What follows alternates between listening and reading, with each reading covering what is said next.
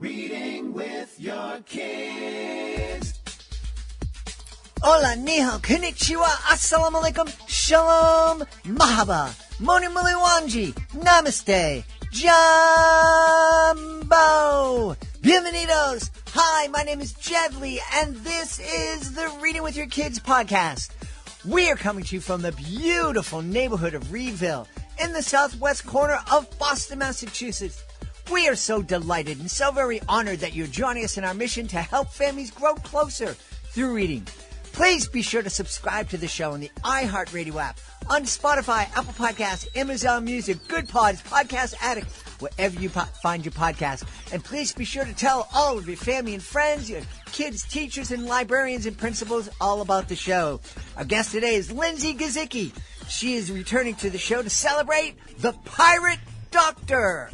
Before we invite Lindsay back into the studio, we want to let you know that this episode of the Reading with Your Kids podcast is brought to you by Dino Pajama Party, the beautiful, fun, hilarious picture book by Laurie Walmart.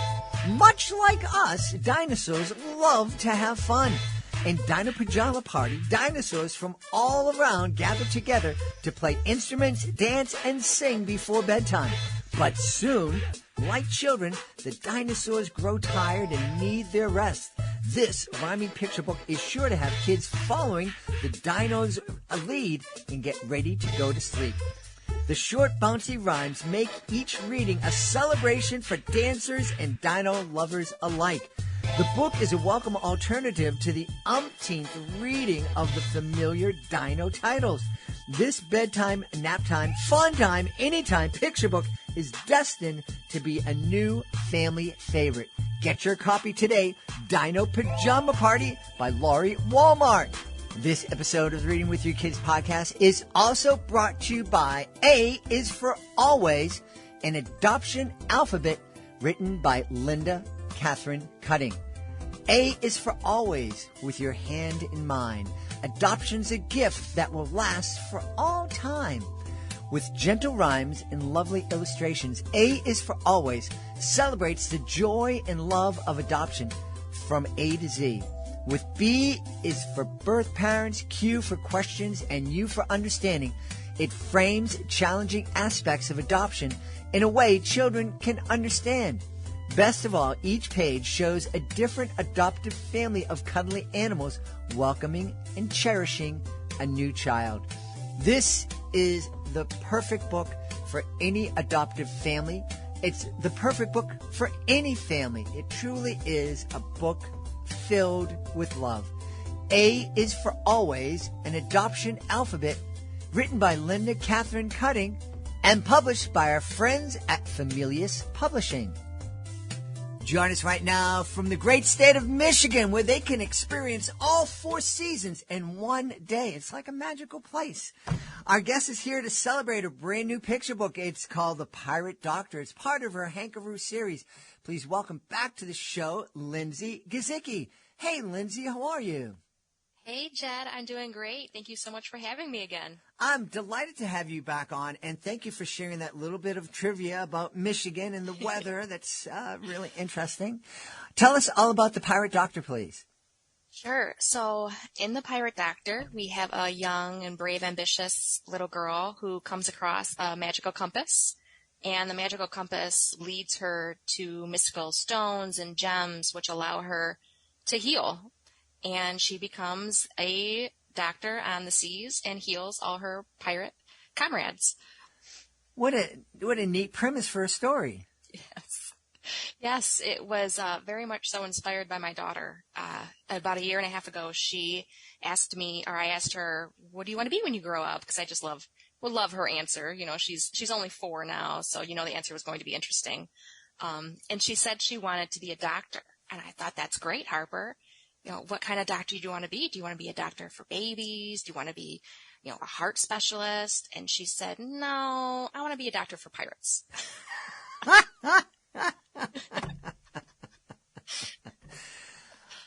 I love it. All right, sure. You know, the concept of pirates, I don't think you understand our modern day pirates, but how cute would that be, you know, for a little girl? And as a writer, you know, the wheels start turning every idea you hear. Yeah, and so this image of a little girl healing pirates, I just couldn't get past. I had to write it down.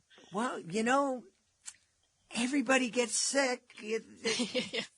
We all need somebody to take care of us, even if you're in a, dangerous, nasty, illegal profession. But, this brings up a really interesting thought. Kids, there are certain things that a huge number of kids are fascinated by. Dinosaurs, of course, is one of them.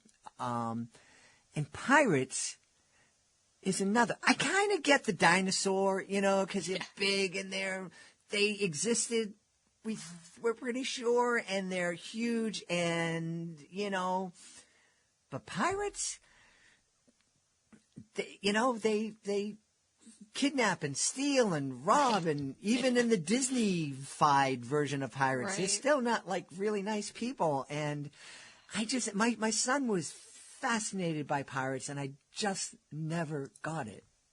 I think it's the adventure. I think they see them sailing, and they go on these different quests, mostly quests, right? As a pirate, they have a place that they have in mind that they need to go.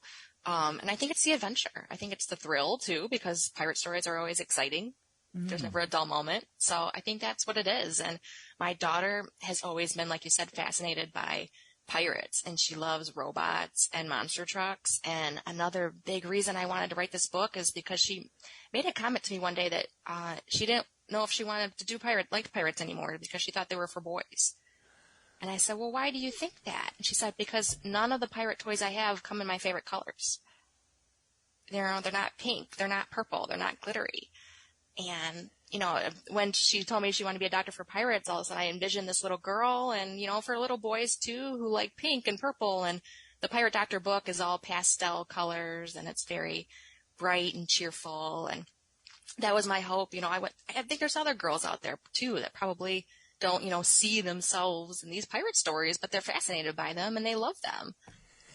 This brings up a really interesting subject, this idea of, and I'm 100 years old, so I am really trying hard to wrap my head around the issues of gender and identity and all this kind of thing. I've said this on the podcast with various guests. I kind of came of age in the 70s and, was very much embraced the idea that there aren't girl jobs and guy jobs, and there's not boy colors and girl colors. And I love pink, and for years on stage I put pink on as often as I could, especially if someone came up to me and said, that's not a boy color. I just throw another piece pink on.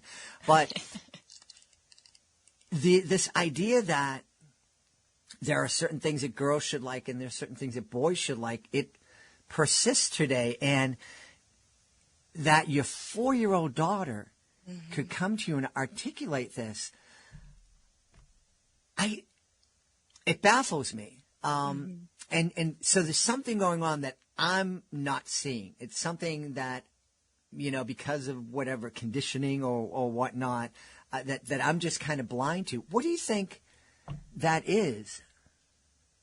I don't know. I mean, I think society likes labels, and they like things neat and how they're used to, and they like to put everyone in boxes. I think it's boys like pirates and monster trucks, and girls like babies, and it's like pink versus blue. And I feel like that is so prevalent that, like, as adults we know better, but as kids they're very impressionable. And I feel like they see that and they definitely absorb it, because my 4-year-old absorbed it and reiterated it to me.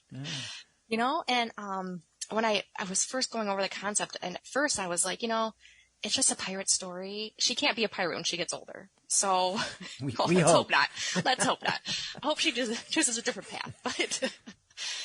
But to me, it was such a greater concept, because in her imagination, if she feels limited, I don't want her to feel limited when she gets older and she sees, roles like engineers or construction jobs where it's mostly a male-dominated field.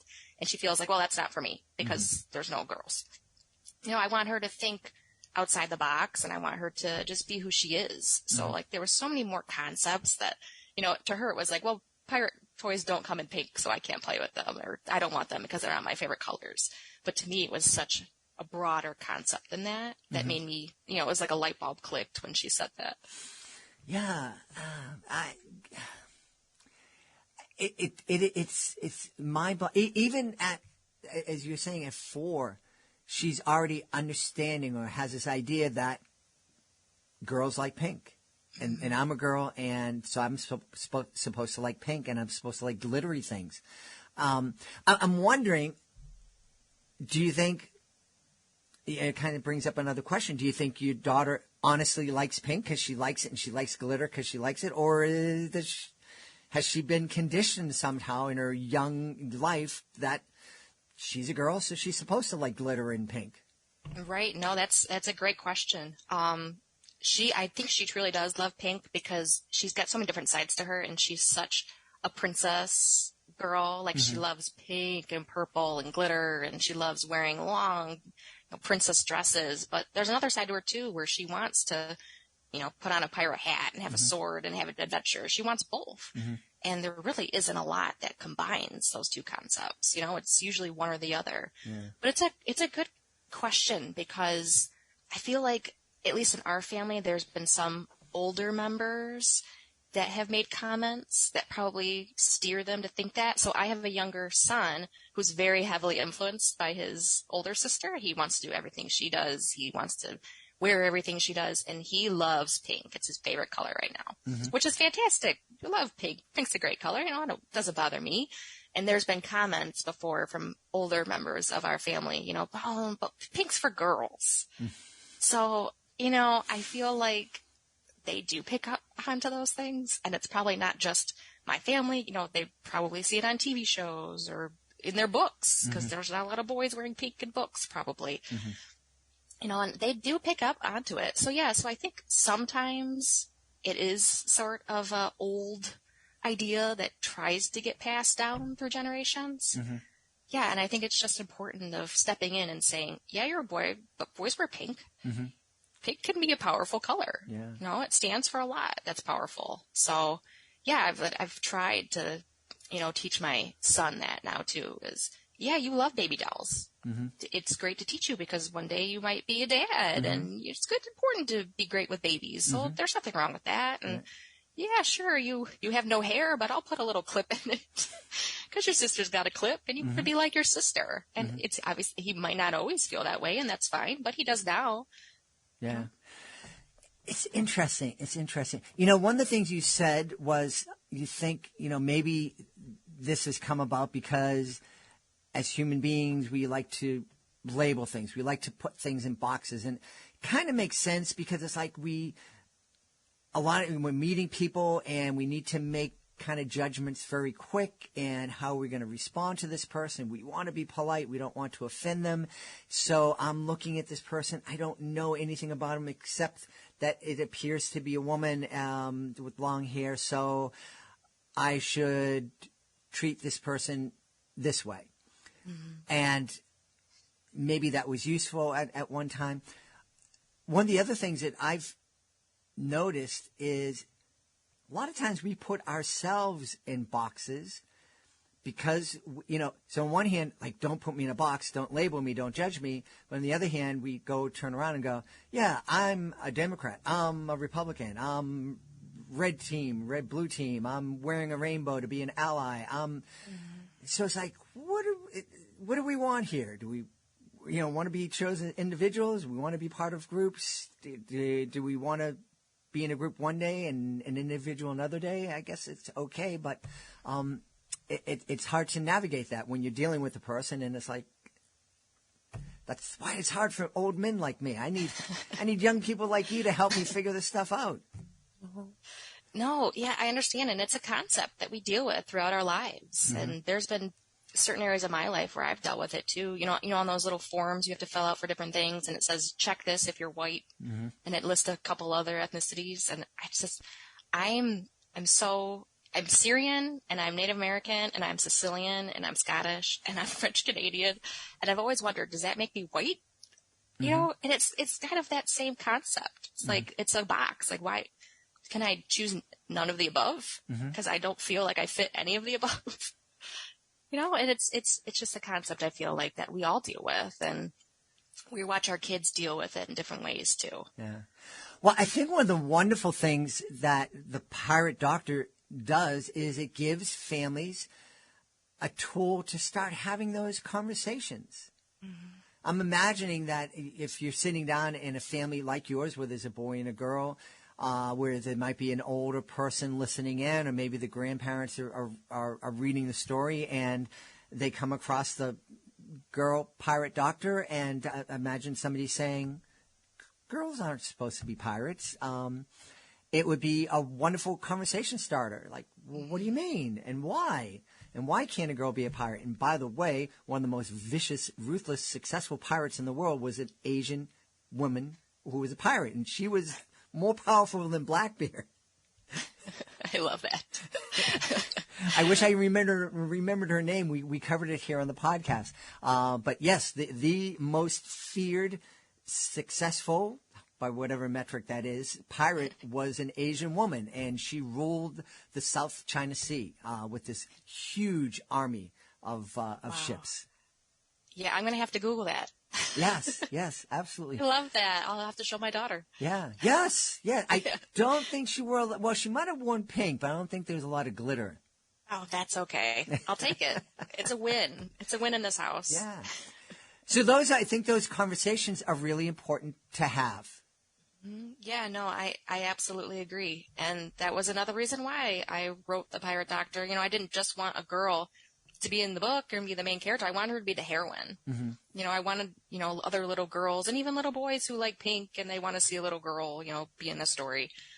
I wrote it for them so they can not just see themselves in the story and feel like, oh, wow, there's pretty pinks and peach in this book. And it's about a little girl who goes on and look at these pirates love her and she's a hero to them. Now I want them to be able to see that and say, okay, yeah. So what else can I be? If I can be this in a book, what can I be in real life? Yeah. I love that. If I can imagine myself being a pirate doctor, what can I be in real life? Yeah, exactly. That's awesome. As you were talking about, boy books and girl books and all that kind of stuff, I remember back when I was a kid, I read this classic book. I can't remember the author, but Little Men. And then I read Little Woman. And I didn't tell anybody, but I liked that book better than Little Men for some reason. I don't remember why. I just remember I read it, I liked it, and I didn't tell anybody about it. That's funny. I've read Little Women so many times. I never realized there was a Little Men floating around out there. Probably not as good, which is probably why I like Little Woman better. Hey, remind us what the Hankaroo series is all about. Yeah, so Hankaroo is my children's book imprint. I have another book out of it. It's called, the first book is To the Moon and Back. And that book is basically all about the depth of a mother's love. A child and keeps ending up in space through some mischievous means. And their mother does whatever they can to reach them. And it's basically about the depths and how far we would go for our children, and just let them know no matter where you are, you're safe and you're loved. Yeah. And that was the first book in the series, and this is now the second book. Wonderful. I got to ask, you mentioned, you're a mom to Harper, who's 4 years old, and your son is younger. It sounds like a perfect time in your life to set forth and become a publisher and a children's author. What was it that's kind of sparked this? So I have a background in journalism, so I've always been a writer. About 10 years ago, I started writing an adult fiction book.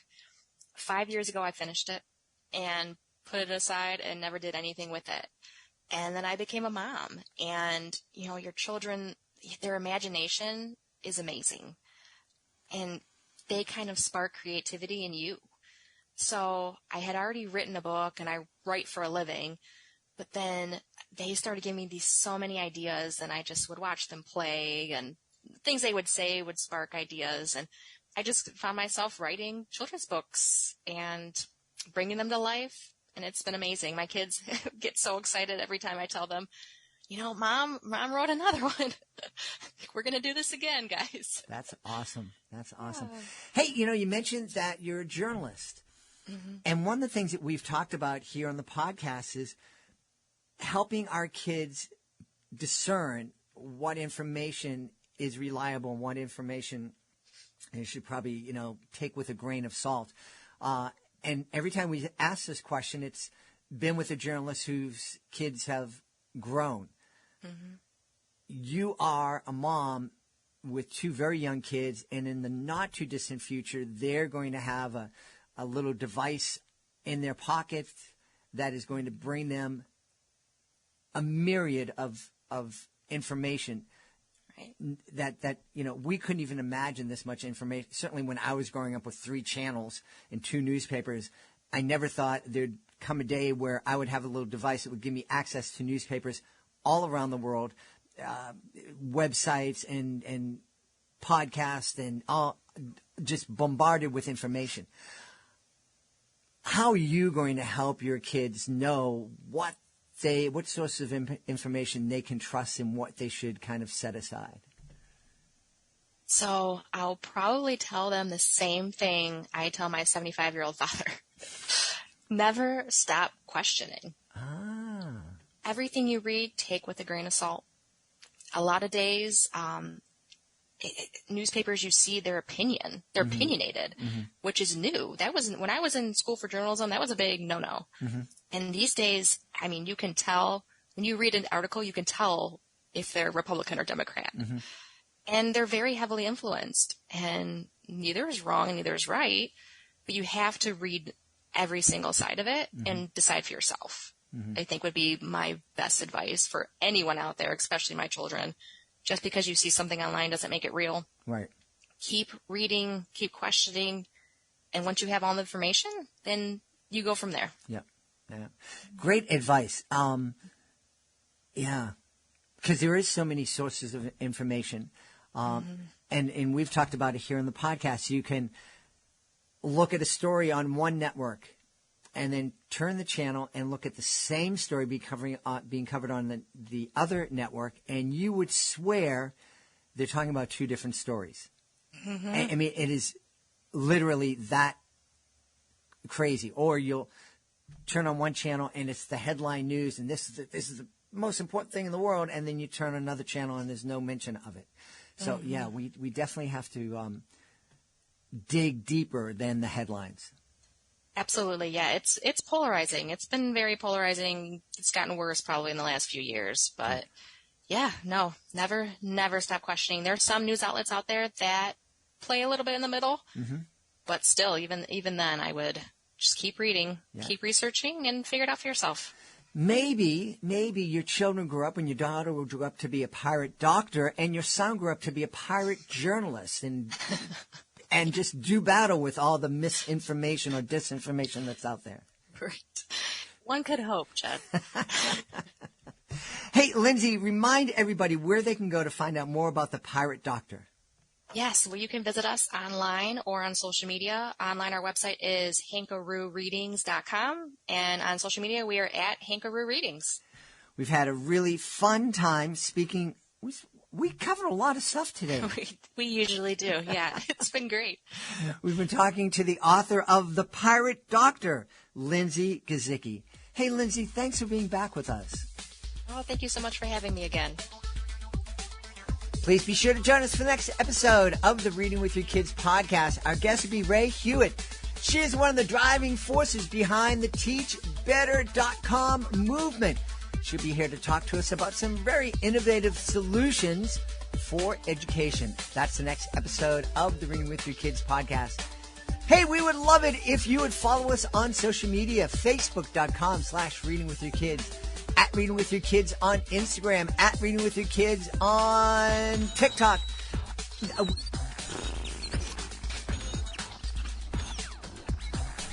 Hey, we would really love it if you could follow us on social media. So many places that we can connect. Facebook.com/readingwithyourkids. At Reading With Your Kids on Instagram and TikTok. Be sure to check out our At Reading With Your Kids page on Pinterest. we have a great YouTube channel. It's called Reading with Your Kids. And if you are on Twitter, please be sure to follow us at Jedley Magic. And of course, we would love it if you could go to our website, readingwithyourkids.com.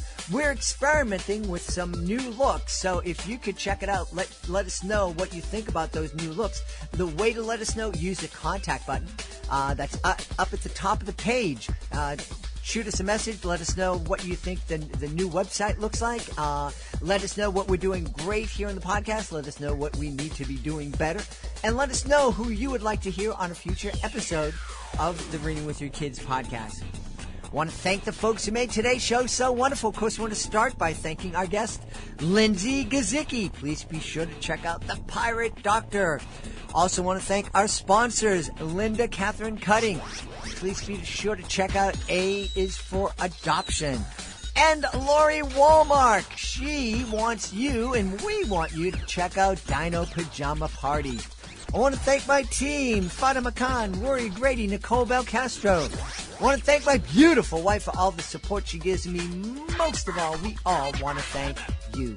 Thank you so much for taking the time to join us today. And as always, thank you so very much for taking the time to make the world a better place by reading with your kids. I'll be looking for you in the next edition of the Reading with Your Kids podcast.